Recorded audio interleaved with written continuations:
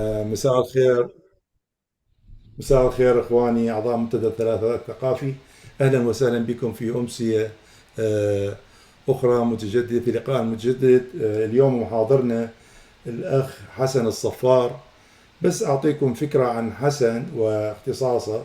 حسن مختص بالاي تي، وعنده خبره في بيئات مراكز عمليات الامن واداره خدمات تقنيه المعلومات. حسن عمل في مؤسسات رائده، بنك تي دي، بلاك بيري، واي بي ام، ويشتغل بالسايبر سيكيورتي. بس إضافة إلى موضوع عمله فهو عنده اطلاع، ويحب يتعلم مواضيع متعددة التخصصات. فهو شغوف التعلم المستمر. يدرس حاليا اللغة الإسبانية، يستكشف التصوير الفلكي، وعنده دراسات عن السلوك البشري واتخاذ القرار.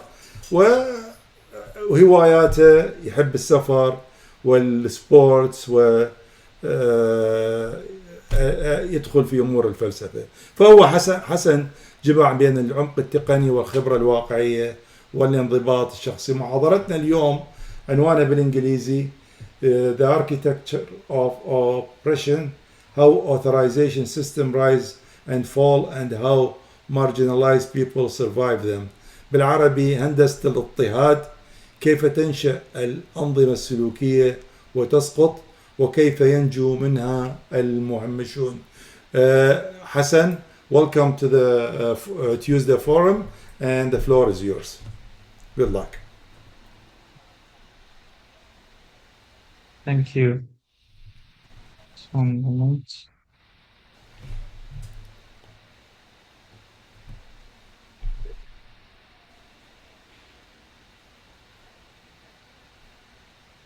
All right. Um, so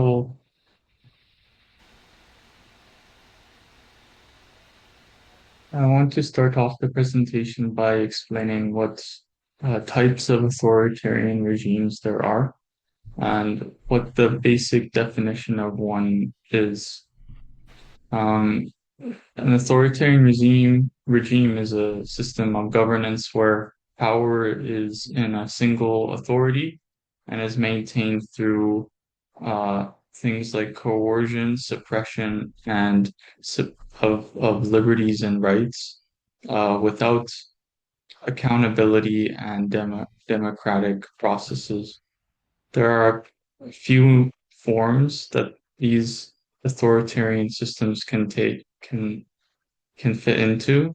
The most common ones are military, theocratic, and personalist, with famous examples being Stalin, Mussolini, um, uh, and Kim Jong-un.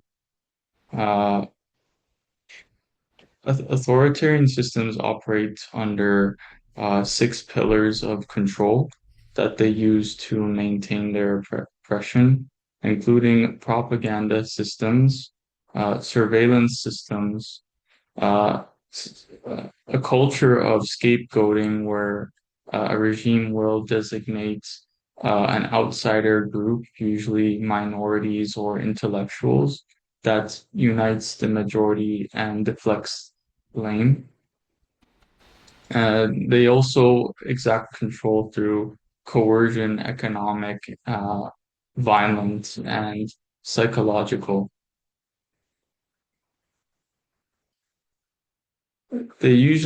Authoritarian systems, they repeat patterns and playbooks that allow them to take over. So usually, um, authoritarian systems emerge through crises that create a charismatic figure who represents a strong man that everybody rallies behind.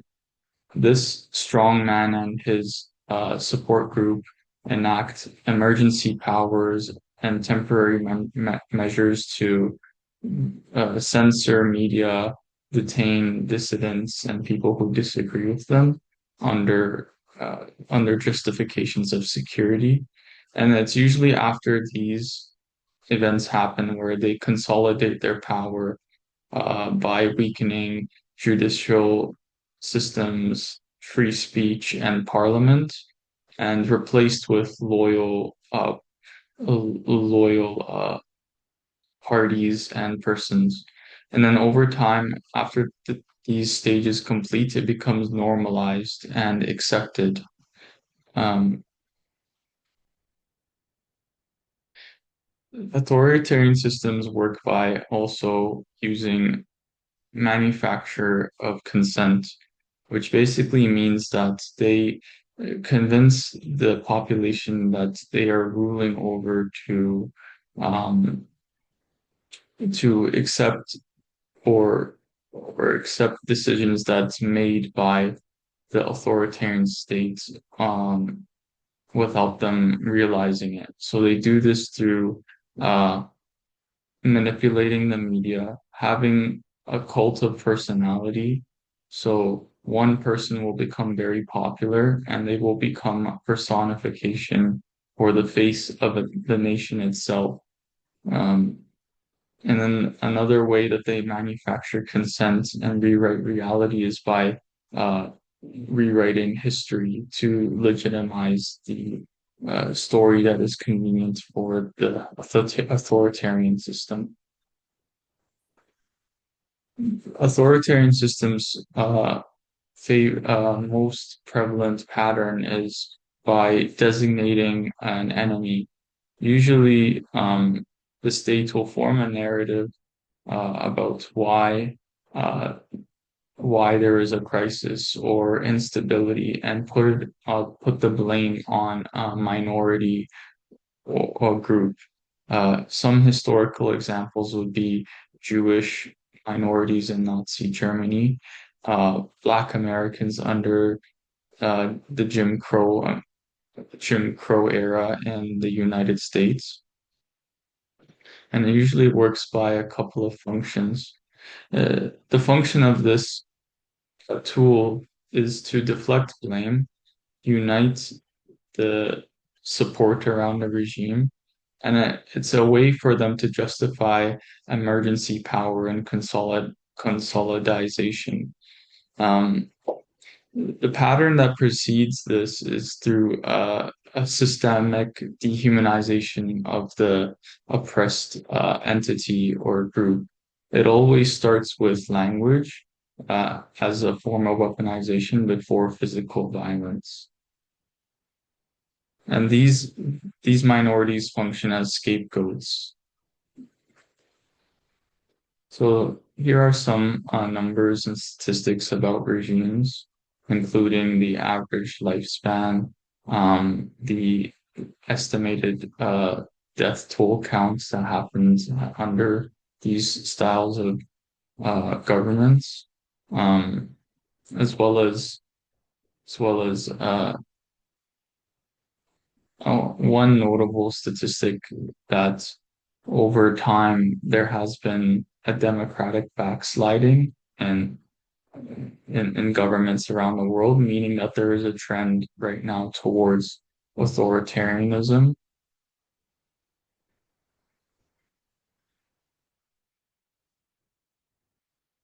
And an interesting about authoritarian regimes is their anatomy of collapse. So, authoritarian regimes, by their nature, are unstable. So the question is not how long it will last. Well, the question is not if it will last, but how long it will last. So usually it follows a cycle of economic failure, a fracture within elite circles and competition between elite groups. And then once instability crosses a certain threshold, a mass mobilization of the civilian population, um, which once it crosses 3.5% of the population, that's when the regime usually loses their control. And then it's followed by external pressure like sanctions or international court indictments or loss of support from other countries. So why authoritarian systems fall. They usually follow the principle of entropy, meaning that authoritarian systems, they are not static, they are machines of entropy, meaning that for an authoritarian system to function, it requires constant work to correct disorder that happens naturally.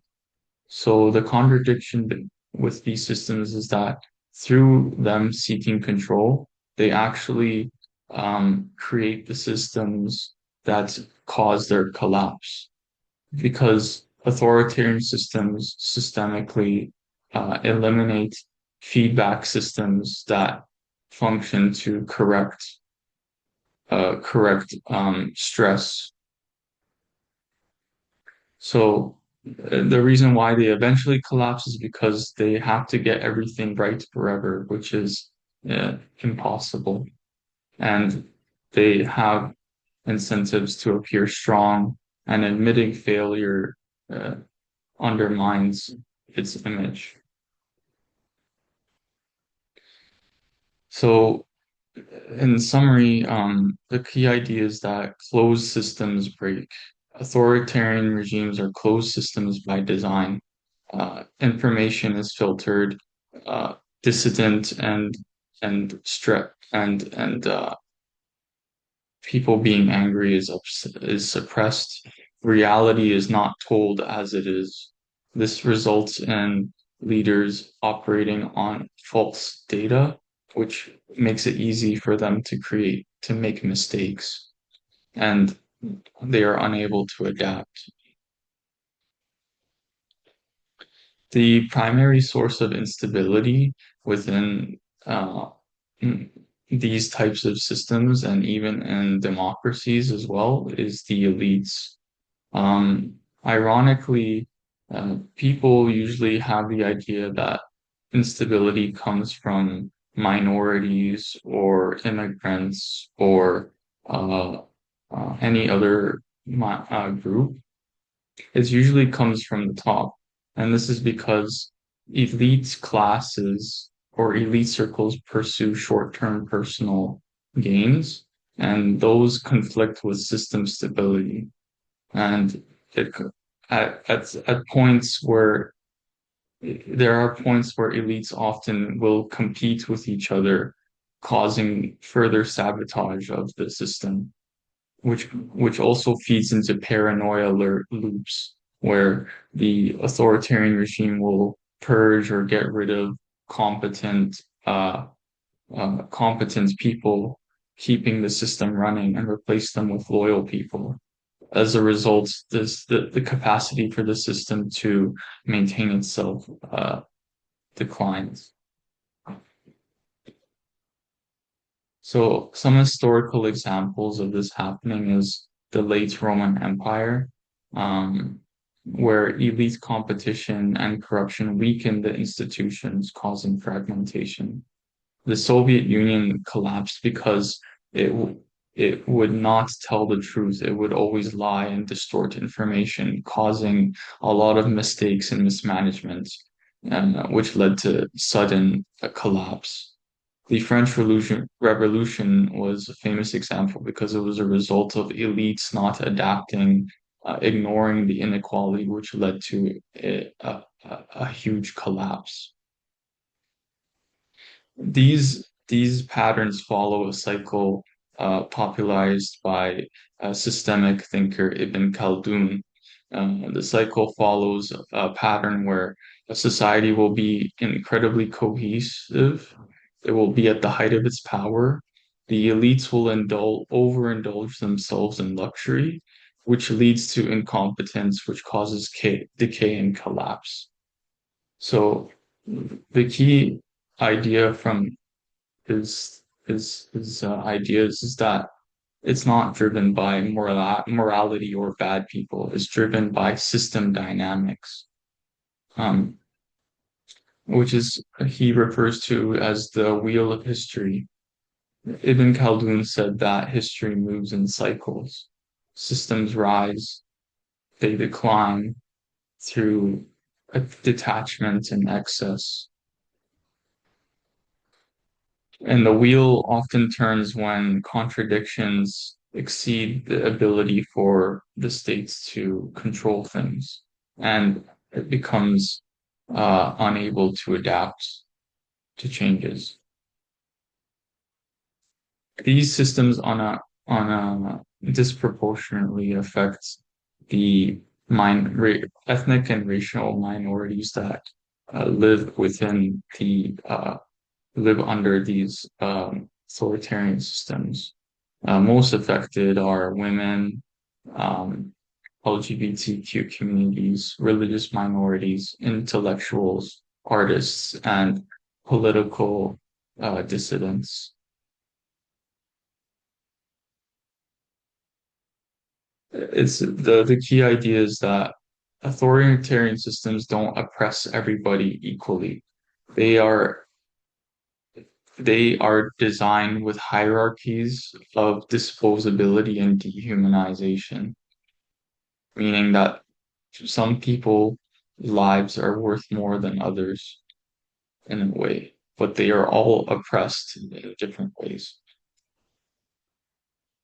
So how oppressed people survive is by usually following these key tactics, which involve um, underground networks, coded languages, strategic nonviolence, preservation of their culture through music and storytelling, solidarity and national identity, and the most important, documentation. Documentation is especially dangerous to oppressive regimes because it creates future accountability and forever shapes historical memory.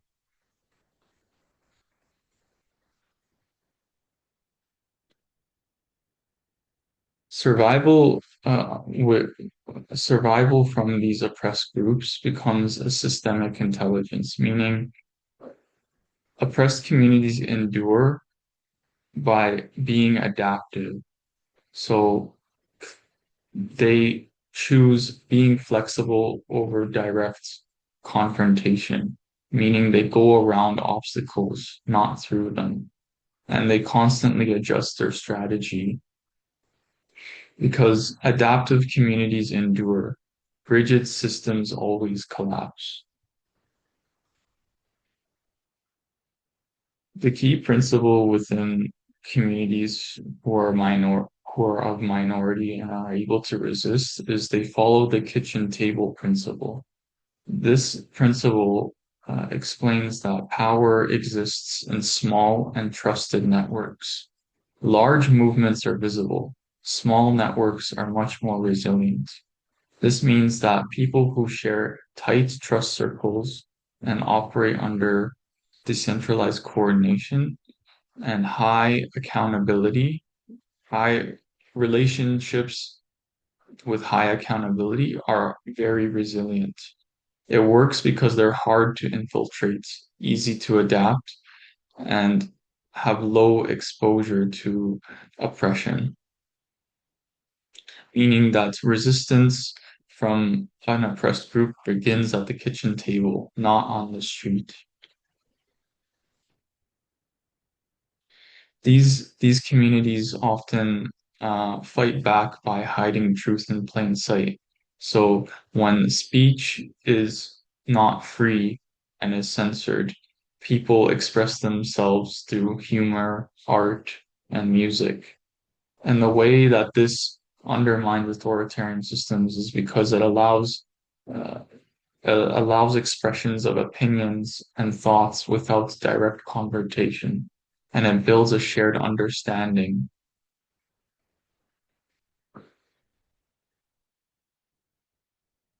Another tactic they use is by being invisible. The key is that sometimes winning is sometimes resisting is not always visible. Sometimes the key to win is simply surviving because people survive authoritarian systems long after they fall because authoritarian systems, people who know who have experience with these systems, they know that the authoritarian system will not last. It's just a matter of when. It might not happen in their lifetime, but it might happen in their children's lifetime. So that's why survival is often the ultimate goal. And the most important, documentation, because memory itself is resistance. Documentation is useful because it serves three things. It creates future accountability. It preserves and protects the truth against people attempting to rewrite it, and it transfers knowledge across generations, because what survives after the regime will shape the world after. So we talked about how systems become unstable. It's also important to know what makes systems stable. And it's the opposite, actually. Real stability comes from openness. Stable systems share a few key traits, which include transparency, distribution, power, a free and independent media, and a strong rule of law. These mechanisms allow for feedback loops that correct errors automatically. So if there is an error in a system or an inefficiency, these systems allow information to be known, and then once the truth is known, people governing the system can take corrective actions that is accurate. So it removes errors. Open systems remove errors, while authoritarian systems accumulate errors, leading to instability. Stability comes from being adaptive, not control. Um, so in the new era, we have technology, and technology is quickly reshaping how power is asserted and how power is undermined. So for regimes, technology allows for mass surveillance, predictive policing, and the manipulation of information. But for society, it allows for globalized coordination, decentralized communication, and documentation. The balance between control and resistance is being changed by technology. Next is the AI wildcard.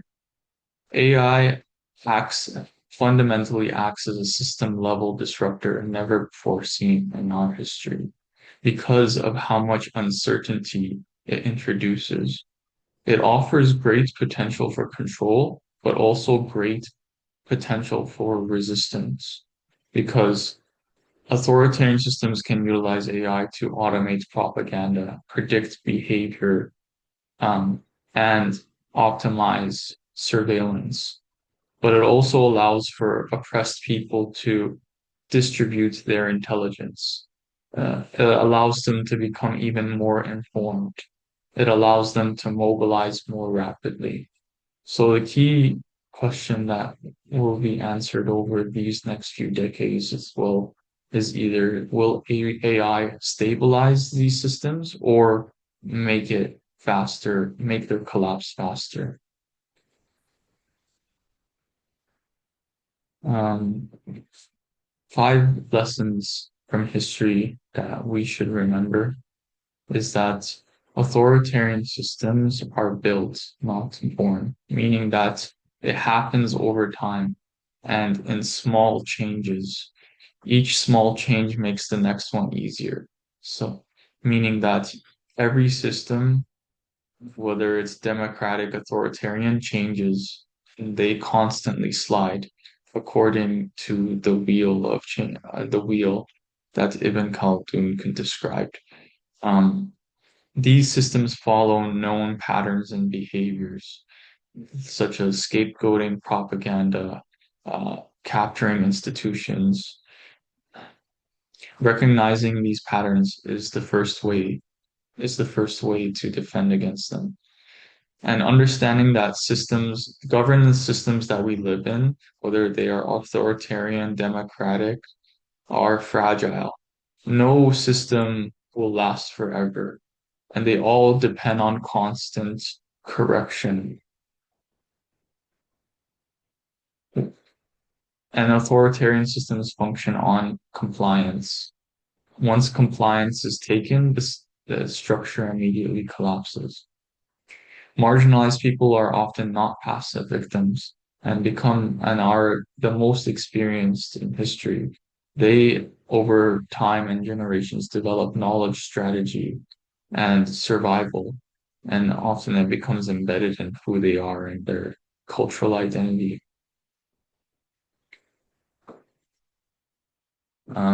So we all have a responsibility to remember the past and act, because the ones who are doomed to repeat the past, the ones who cannot remember the past are condemned to repeat it, and oppression always follows the same blueprint.